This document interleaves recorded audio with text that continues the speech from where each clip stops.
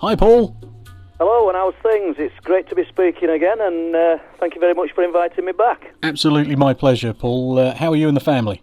We're all good. As like everyone else, I suppose, listening to this, getting ready for the overindulgence. We'll all be a few pounds heavier and, I don't know, a few brain cells less with alcohol, maybe. Absolutely. Do you know, we're having a bit of a UFO night here tonight, Paul, rather than last year was all over the place with ghosts and cryptids and UFOs. This year it's, I'm going to say we've got serial killers and UFOs as the main thing. We've got some ghostly stuff too. I've got Tony Buck on in the next hour. I don't know if you know Tony. He's met you a couple of times. I've met Tony, yeah. A lot of respect for Tony, and I hope...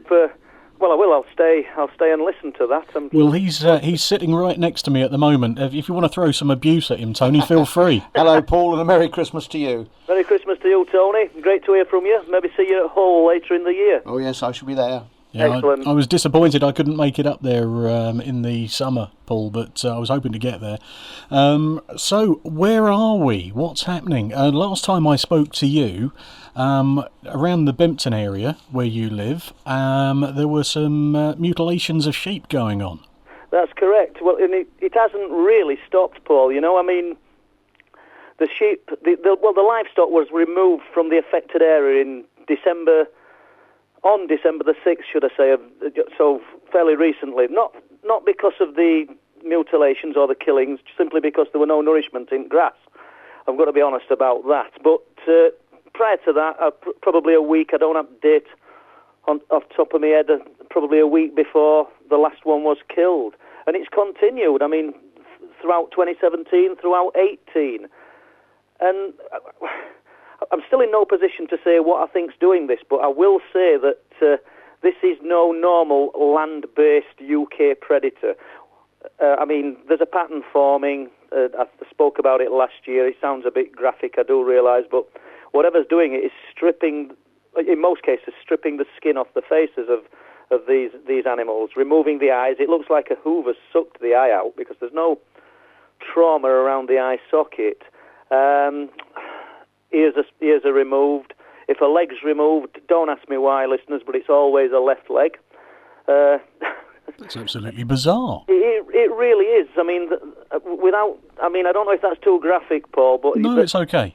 You know, one of the last ones I found, it had its head and neck removed, clean around where it would attach on the breastbone. I don't know what you would call it on a sheep. But what was interesting is that if you pictured a paint roller, I'm trying to give listeners some kind of example that they can picture in their mind, all that was intact. It was like a fur tube down to the breastbone. And obviously internal organs were in there and everything. So this is no normal predator, because people have come back to me when I've done various talks and spoke about these things and saying, well, it's probably a UK predator, it's a badger or a fox. Well, unless they carry surgical scalpels to remove ears and things like that, excuse my sarcasm, but it's none of those things. Yes, the carcasses are getting predated on if they're left for a considerable length of time, but that's the reason I've been going up to these affected areas in between 4:30 and 5:30 all year. In conjunction with this, and I'm saying it, but I can't prove anything, these lights are being seen off this coast and around the area throughout this time period. And I've even received a historic account today. And as well as, I don't know, every sort of type of unexplained phenomena that you could think of seems to be exhibited and presenting in the area. And it's not made up or enhanced. It's actually there with witness accounts. Me and Christopher Turner earlier in the year, Chris came through, he's been through twice now. The first time he came through, we did a bit of research and some all-night vigils, and we just sat in the area, and we got criticised for not, when he put the film out, which he named The Bempton Phenomena, we got criticised for not showing the images, but we just weren't allowed. I don't know, I think it's just censoring of YouTube and things, but we do have the images, and in the next one that we're doing, that we're putting together, that will be different. All the images will be there, and I know that Tony, I think he was at the UFO conference, so I did show some of the images at the conference in the last talk that I did. But what's doing it, Paul? I really don't know. All I'm willing to say is it's not a UK-based predator. Well, I was talking to my good lady about this morning, Paul, and trying to explain the nature of this phenomena, and she said, well, it's got to be a dog.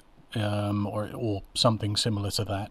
And I think the answer to that one came when I was watching your documentary earlier on today, when you went on to explain that this isn't just happening to sheep, but this is happening to sea creatures as well. The harbour porpoises are such a strange one, because they're found well above the waterline, and they look absolutely pristine in most cases, apart from this monstrous hole beneath the jaws or around the jaw area, and we're not talking like a little hole. It just looks in 2 to 3 inch round hole through the jaw, and obviously there's no land-based mammal going to catch a harbour porpoise. No, indeed. But just briefly to stick with the livestock, what animal are we going to have that's going to catch a roe deer stag? And not only that, when it's caught there's no signs of trauma anywhere on the animal's body, apart from the area that has been impacted or has been targeted for the kill. You know, I find it. Well, I can understand people looking for logical explanation. A dog, but it's not a dog. The nature of a dog would be to bite and tear lumps and wear its victim down, and it doesn't really care where it grabs hold of it. This is precision stuff, and as I say, when you see the cuts on the ears, and when you see the incisions in the sides of these animals in some instances, you realise it's not a dog. But full respect to people who think that, but you'd have to see the images and actually. Of course, doing this. And I've seen some of the images myself. You were good enough to send some to me. The roe deer stag. How tall is an animal like that? It'll stand 3 to 4 feet at the shoulder. Okay, so it's got a fair old gallop on it when it gets going. Yeah, now I would have thought, probably apart from a greyhound. I mean, I don't know the top speed of a greyhound, but I wouldn't have thought there's much in the UK that could actually catch one of these things. I think I'm a bit of a movie buff, Paul, and when I think back to that very famous horror film, The American Werewolf in London, there's a scene in there where the guy involved in that, who's the werewolf, actually catches hold of a stag and rips it apart. Right, yeah, well, you know, there's a story in the first book about a guy travelling home from a night shift at Bessingby Industrial Estate, which is on the outskirts of Bridlington, back to Flamborough. And I don't think we touched on it last time, but as he's approaching the dip in the road that just again Danes Dyke, he claims that he saw something, and he described it as looking like the American Werewolf in London as it transformed, as it was in the process of changing. I've no reason to disbelieve this man. I realise not everybody's going to be truthful, but the amount of people that come forward with these unusual stories. I mean, I have a few from Danes Dyke, as it happens.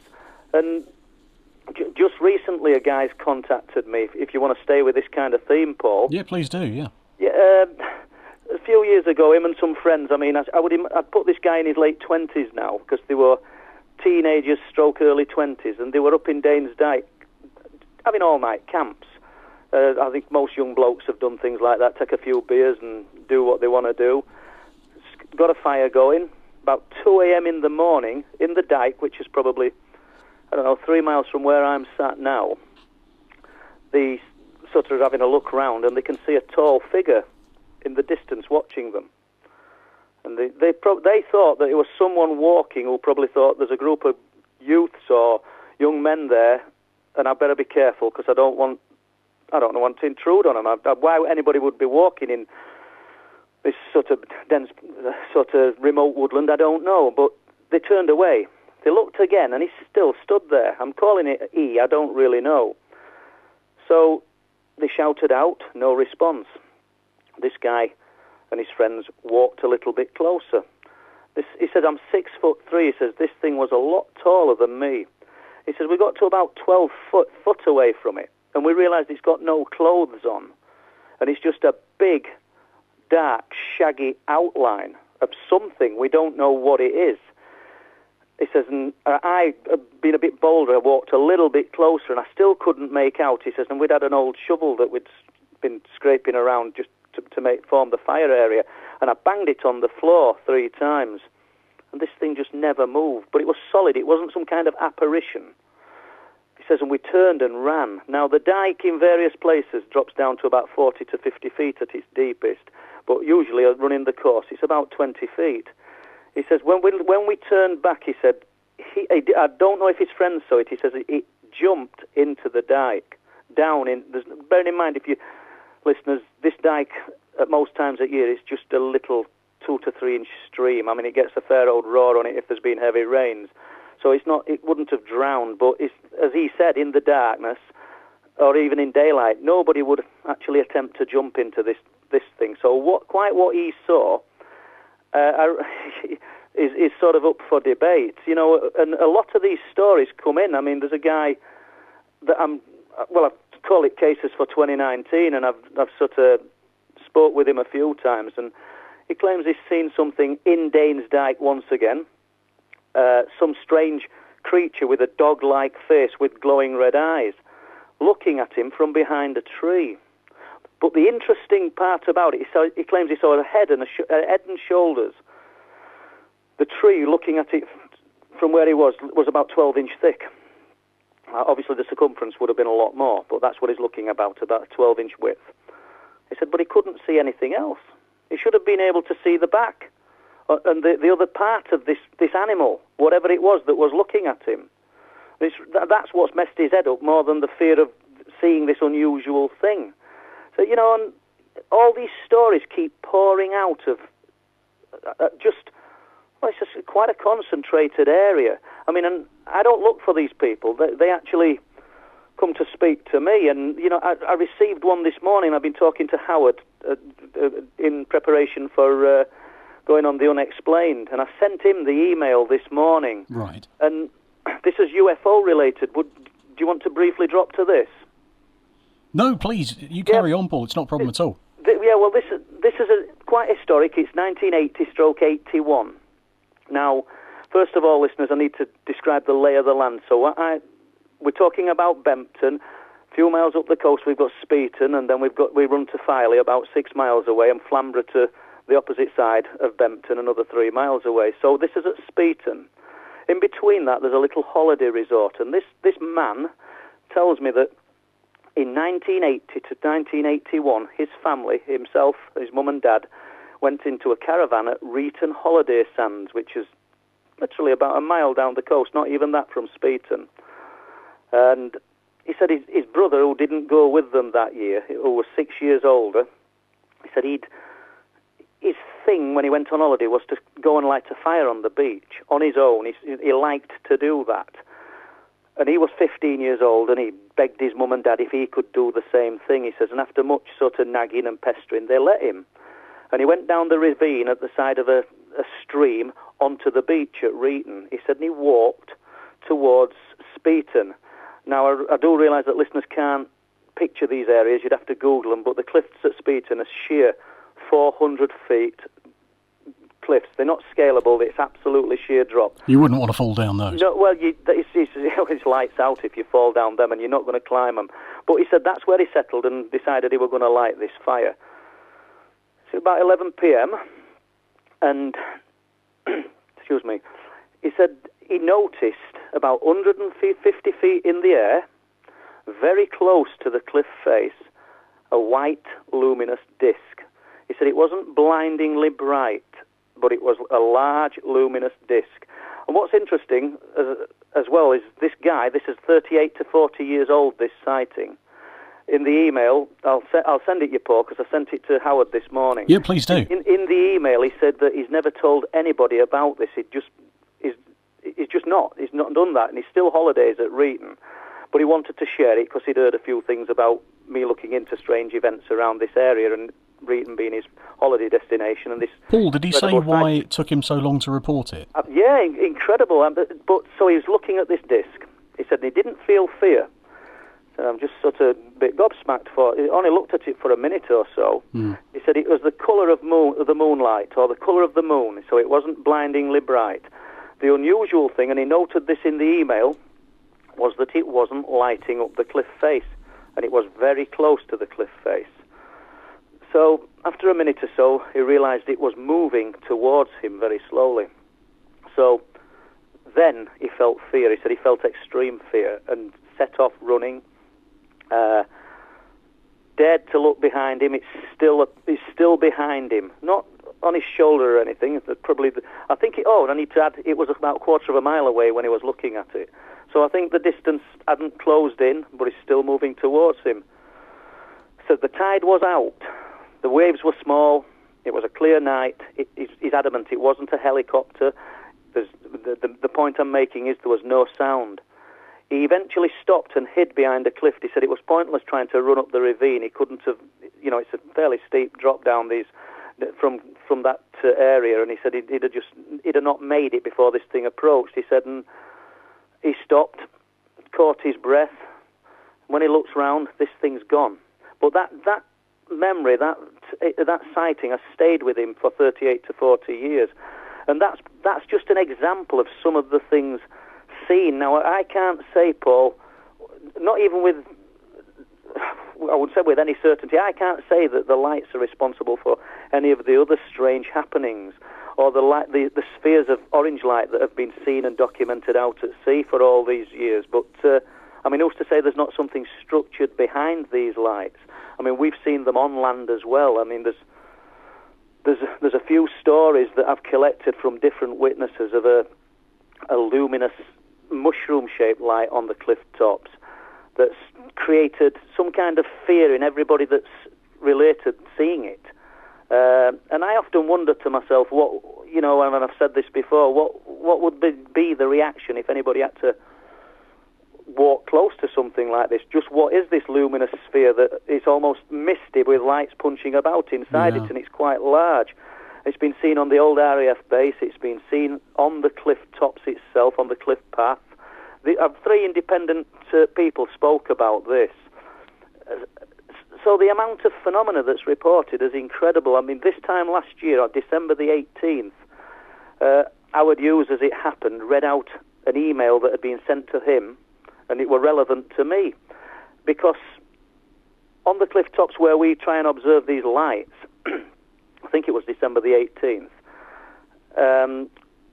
a chap and two friends had gone for a walk. In the night, he said it was something that they did quite regular, and they'd walk towards Flamborough from the Bempton RSPB car park, and then they obviously make their way back and get to the car. And I'm not sure of the exact times here, Paul, off the top of my head, but I think it was approximately 8:30. There was a huge flash of light in the sky. Everything became daylight just for a blink. Now, I sort of chased this up a little bit, and via social media we were able to confirm the date, because people were saying, did anybody see that flash of light? That's the beauty of social media. It does have its uses at times, guys, doesn't it? But, sometimes, yeah. So we'd got that, and we knew that this guy was on the level with the flash of light that he'd seen, so we'll assume it's 8:30. And they didn't think anything more of it, apart from, wow, that was strange. They expected to hear a crack of thunder, but there was nothing, and they carried on their journey. They should have been back to the car just after 8:30. When they got back to the car, they'd lost an hour and a half of time. I haven't got the times written down in front of me, guys, so I do apologise for that, but the top and bottom is they'd lost 1.5 hours of time, and they can't account for it. I've exchanged several emails with this man since, because Howard were kind enough to pass the information on to me, and I've contacted him, and he's really puzzled, because this guy, reading between the lines, is a total sceptic. Interesting. And why not, if that's how he feels, but this has really thrown a curveball for this chap. Skeptics often make the best witnesses, Paul, I think. Because they're not out looking for it, are they? Well, that's correct. But, I mean, just in this, 15, 20 minutes, we've got these animal mutilations, we've got the spheres of light, we've got this historic sighting from 1980, we've got the missing time element, and it's all in this concentrated area.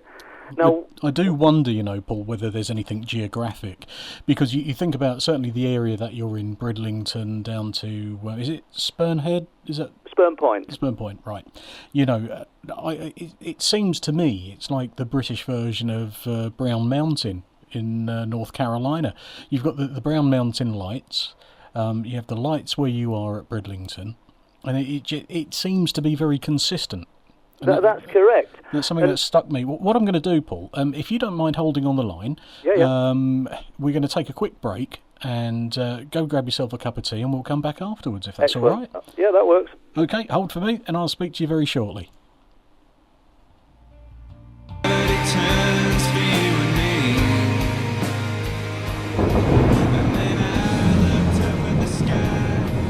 Listening to the Fright Before Christmas with Gledhill on HCR 104 FM. It is the Fright Before Christmas, HCR 104 FM, 28 minutes before 8 o'clock, Saturday, the 22nd of December. On the phone from his home in Bridlington is Paul Sinclair. Hello, Paul, are you still there? I'm still here, yeah. Did you have a nice cup of tea? Yes, everything's going good. Doing good. So I've been at the Pepsi Max. Right, where were we? We were just talking about a few new cases that I'll be looking at, but seeing as we're on the Fright Before Christmas, you wanted to talk about the cryptids, I believe, earlier. I love a cryptid. Go on. Well, probably the most... Are we ready to go? Yeah, absolutely. Probably the most famous cryptid in the UK, or something that's never been identified but has been reported for many, many years, going back hundreds of years, is probably the Flixton werewolf. And I'm fortunate to live about 10 miles away, it's 11 miles away as the crow flies from Flixton. And it's a story that never ever stops giving. I keep getting different witnesses and people reporting this thing, present day, not just historic sightings. And I'd like to tell you about a few of them, if that's possible. I'd be very interested, Paul. Just for those of us who don't know the area that well, places like Danesdyke, Flixton, places like Speeton and Sproatley, how close to each other are they? Danesdyke and Speeton are a few miles apart.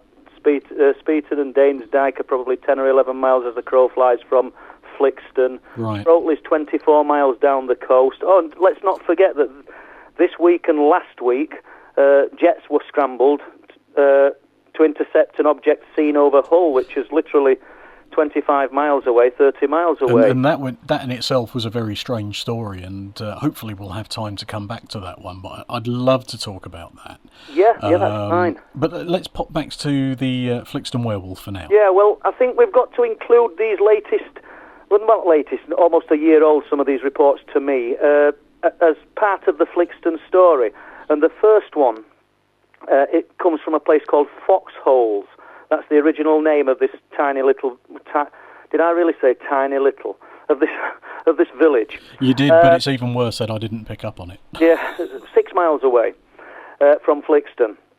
And this is January 2018. That's as specific as I can be. I've spoken to this man at length. He's driving home from Scarborough to Hull. He's got a very, very high-profile job. He's absolutely adamant that I don't use his name, and he writes for a few... he writes articles, and the people that he writes for would be absolutely amazed, in his words, if they knew that he claimed that he'd seen a werewolf. Well, employers often don't know what their employees are up to. And well, this is true, but witness. The nature of what he's writing for, nature is the word, shall we say that. So he's driving a Jaguar car from Scarborough to Hull, and he's approaching Foxholes. Anybody wants to Google this area, and it's approximately 9 to 9:30 at night, and there's a bit of moonlight, and it's been raining, so everything's a bit shiny. He's driving along, 50 miles an hour, approximately, and he just realises that his peripheral vision catches something in the driver's side door, the glass, and he turns and looks, and he claims that there's a huge, monstrous-sized dog running alongside, looking at him as it's running. So the car headlights are facing out 6 to 8 feet away. This thing's managing to pace his car at 50 mile an hour, this guy claims. This creature's looking in at him. He said it had glowing yellow eyes. Now, I threw a few questions at him, such as its head size. Would it be as big as a mastiff's or a bear's? And he said its head would have been as big as a grizzly bear's. And its face wasn't touching the glass, but it filled the area of the glass. And as it's moving, he claims it looked like it had the mane of a lion. And very dark in colour. It's an incredible story that this guy related, and you could feel the sort of nerves in his voice as he's telling me, because I had to chase him quite a bit to get the story out of him. It came from a friend at first that had seen it, that he'd related it to, and then I sort of badgered until I actually got to the horse's mouth. He said it had teeth hanging down from its upper jaw. That's the only teeth he saw that were as big as his thumbs. So it's quite an incredible sighting, and obviously it's up high. I don't know the height. I don't even know that's what I should have asked, what make and model of Jaguar it was. Now, he said that he eventually increased his speed. Obviously, this thing was pacing him. It could have been pacing him for, 10, 15 seconds before he actually saw it. But he was absolutely terrified by what he'd seen. And when he stepped up the pace of the car, he believes that he lost it at 60 miles an hour. But he could see it stood in the road, and the silhouette of it stood in the road through his mirror as he's driving away. He's even wouldn't say changed his route, but he's changed his pattern or his times that he goes home now, because it's unnerved him that much. And, and like in his words, and he was quite well spoken, he says, I've seen a bloody werewolf.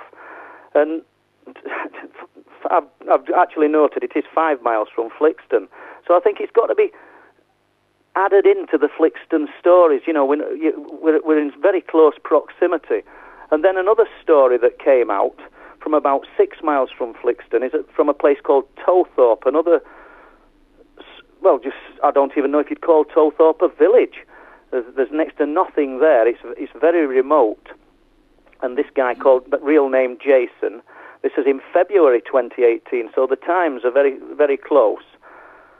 And he was illegally metal detecting. I don't know if anybody knows anything about this. I think they call them night hawks. I might have got it wrong.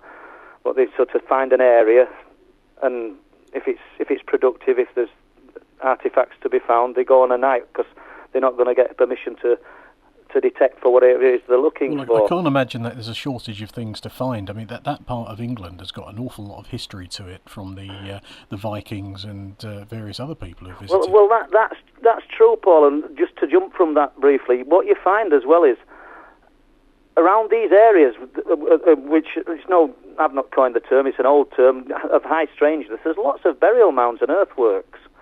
So that to me sort of signifies that early man probably found these areas of great importance. I mean, and they might have placed even more importance on the incredible, wonderful things that they saw manifesting and appearing in the skies than we would now, because everybody walks about with their head glued to an iPad or a telephone, and we're just detached from the real world, I think, whereas they'd have been a little bit more in tune with it. I'm not saying that's why they placed their burial mounds there, but obviously their locations, their places, their items of importance just happen to be in these areas of high strangeness, which is interesting in itself, So, jumping back to Jason, he's pulled his 4x4 truck up off the road, and there's a strip of woodland. He says a narrow strip of wood that accompanies the side of this field where he's going to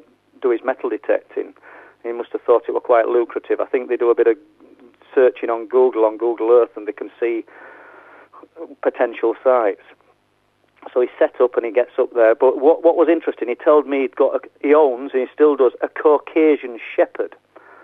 This huge dog. Well, I weren't familiar with one when he was telling me about it. Well, I've not heard of one of those either. No, well, I had a look at it, and it's just like a giant Alsatian on steroids. It's a monstrous dogs. And he claims they are the ultimate guard dogs. I mean, there will be people out there listening who'll dispute that. I don't know, but I don't think I'd like to tangle with it. And he would sort of stressing and emphasising that this dog fears nothing. This dog, it will tackle anything, this Caucasian shepherd.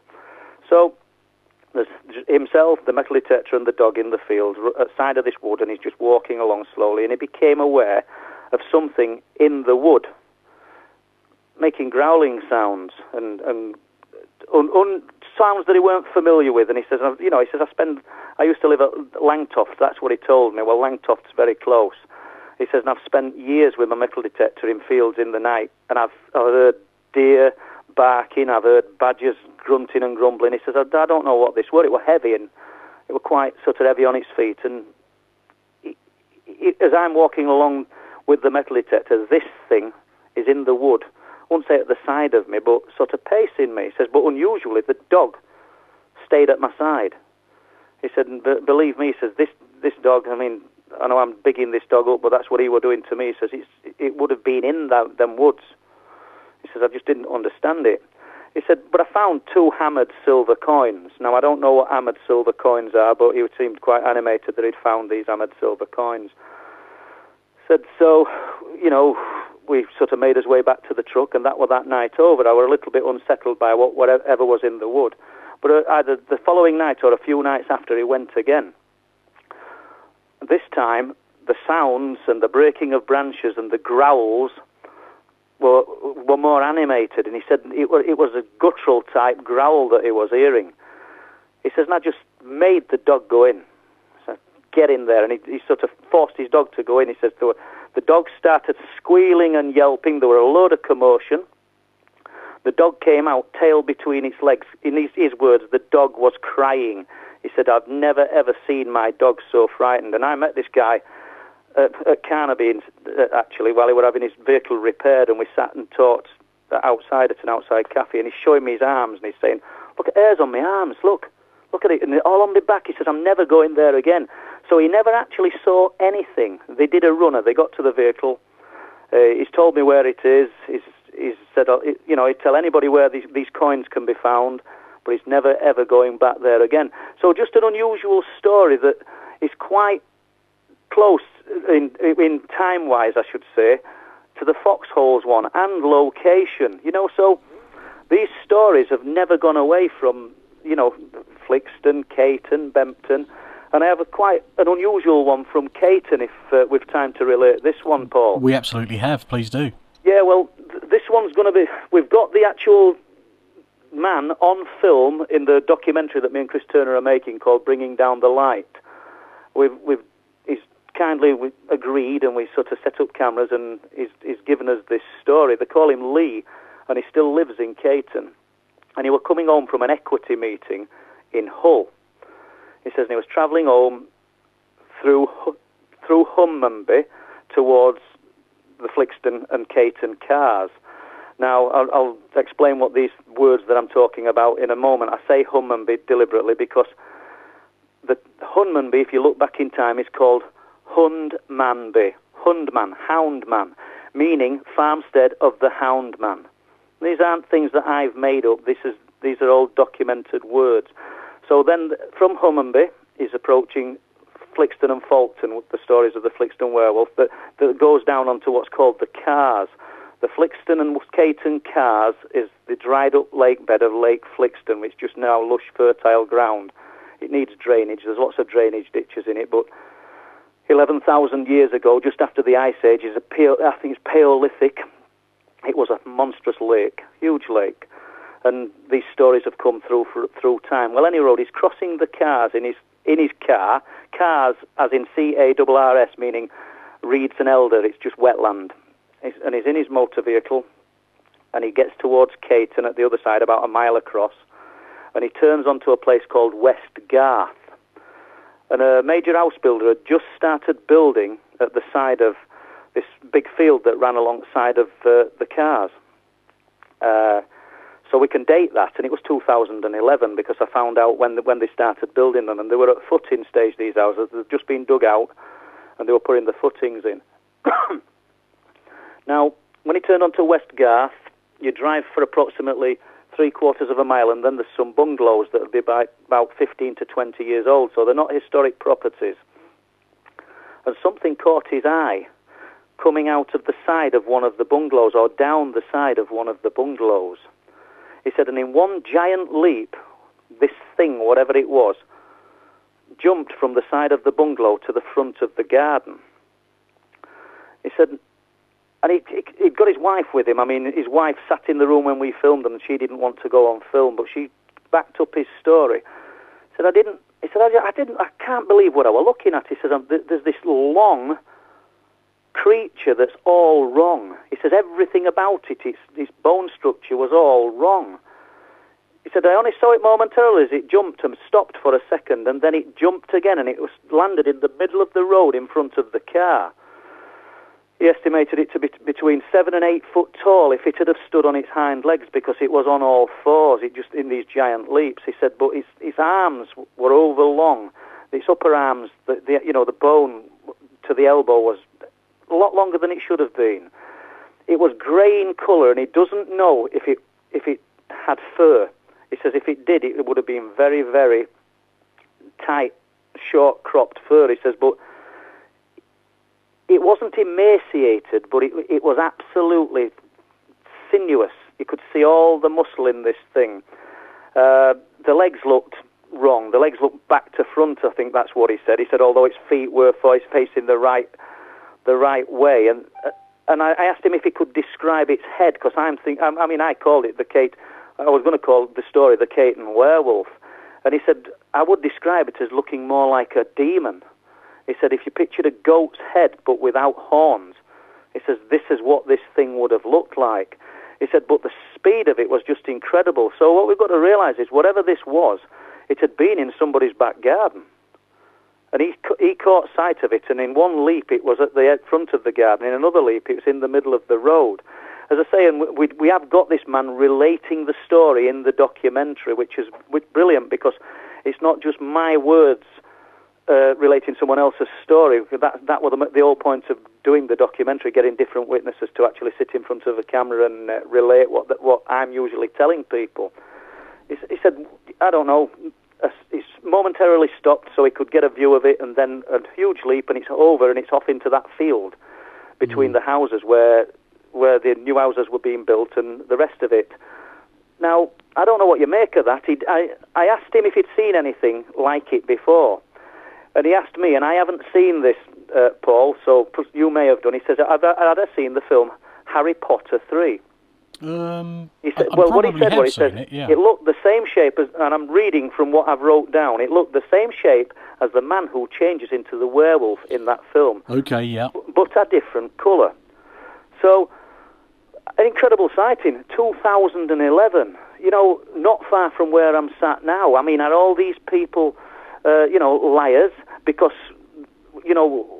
I'm relating the stories, and luckily we've got him on camera telling the story. We've got quite a lot of other people giving us their accounts, and I just find it quite incredible. And incidentally, that same field, earlier this year, a lady called Christine contacted me. She's got some friends who own a farm in Hunmanby who purchased my books, and we've since got talking because they'd had a few experiences up at the farm. And she'd told the farmers that she'd seen a big cat. And they said, well, you must contact Paul, he'll be interested in this. Yeah. So that's what she did, and I met her at the field where this guy claims he'd seen this Caton demon, as we've called it. And this was no demon that she'd seen. This was a daylight sighting. I realise I'm jumping from the cryptid to the cat, but she says she's walking a dog along the West Garth towards the bungalows. Nice, normal kind of day, nothing untoward. She said, and I noticed this shiny black cat over in the distance in the field. She says, but it was huge. She says, like this large dog size, and it got this big tail that sort of loped down and curled up as it sort of hit the ground midpoint and then curled up. She said, and then it got on its belly, this thing, and began to crawl across the field. Now, the unusual thing that she said is it was crawling towards the new houses. Now, it's just a daylight sighting. I mean, Christine was kind enough to let me record her and film her telling me the story. But it's another example of a strange animal scene that shouldn't belong, Paul, you know? Yeah, I do, and I've got a few questions about it, Paul, as well, if you don't mind. Oh, yeah, please, fire away. So the first thing that I've been looking, while you've been telling us this, I've been looking at Google Earth to try and get my head around the area. Now, Flixton is next to the village of Staxton. Is that where there was an RAF base as well, Staxton Wold? It is. Well, what you've got up there, you've got Staxton and Flixton are practically joined at the hip, if you know what I mean. There'd still be a small village if you joined them. And you're correct, Staxton Wold is still operational. It's the oldest operational RAF base in the world. Yeah. And that's built on an old Roman hill fort. And an interesting side note to that is that the refuge that was built to protect travellers in ancient times, this is what the text says, from an infestation of savage beasts, lest they be devoured, was at Spittal Corner at Staxton. Now, I've been to the Spittal Inn now. It was called Carmen's Spittal in 937 A.D. Crikey. So you see, we're going back a long way, and I've been to the Spittal Inn and sat down speaking to the then owners and looked at their deeds for the property. They were kind enough to show me. And I've actually seen writings on the deeds that back up what these old texts say. But what was interesting, what Sandra told me when we were sat talking, and I don't know why she said it, but because I didn't pursue it, I was interested in the stories of the Flixton werewolf. She said to me, she looked up onto Flixton Wold, which is literally just across the road from, it rises 500 foot above sea level, steep woodland, and at the top of Flixton Wold and Staxton Wold is the RAF base. She said, there's Bigfoot up in them woods. And there you have it again with this, the cryptids, that there does seem to be so much here that it can't be coincidence, Paul. I mentioned the RAF base because earlier on we were talking about events at Bempton. There was an RAF base there, which was the original radar station, which didn't work out too well for the Air Force, and they had to create Staxton Wold as a result. I think I've got that right. Okay, well, you know, Staxton Wold was there before RAF Bempton. I believe Staxton Wold came in 1937.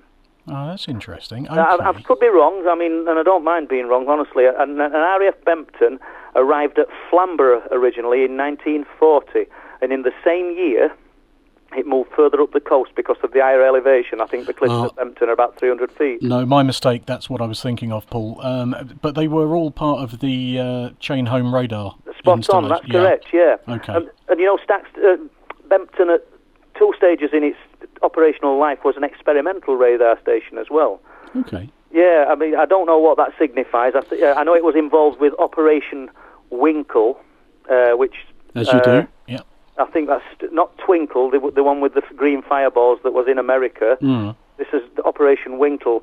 But I don't know tons about it, so I'm not going to pretend that I do. But... yeah, we've got these RAF bases, and we've got this strange activity at RAF Bempton, funnily enough. Indeed, when it closed in 68-72, in the mid-70s to the mid-90s, intermittently it was used by a satanic cult. Yes, it was. And I think, because it's very difficult to get access to Bempton, the underground part now, isn't it? Oh, good God. I wouldn't recommend anybody, and I need to stress this, because the people of Bempton would be baying for my blood if I advised anybody to go up there. I mean, by all means, get up onto the cliff tops, get to Speeton, get to Flamborough, look at these places we're talking about, but please don't try and go on the old former RAF base, because the landowner is not happy about people going on the base. And besides that, the underground facility has concrete bison beams over the stairwell with a huge water tank. Yeah, you wouldn't want one of those on your head. Well, the point is it's a forklift job to remove them and get down there. Paul, sorry to stop you there. We've literally got a minute and a half left to go now before we head up towards the news. You've written 2 books. That's correct, yeah. And you've been in a documentary as well. Tell us about the books, Paul. Where can we get them from? The books are available on Amazon. Anybody who wants to search for them, just type in Truth Proof into your search engine. You won't have to look far. I think they'll just come straight up. You can also purchase them via PayPal from a a blog that I've got. I wouldn't call it a website because I'm social media. Oh, it's just terrible. So yeah, that is truthproof.webs.com. And yeah, basically read reviews, see what you think, and let me know if you buy one and you enjoy it, or you've got some stories to tell. I've got both books, Paul. I love them. I like the way that you write them. You're not only a very good and thorough, meticulous investigator, but you are a cracking teller of stories as well.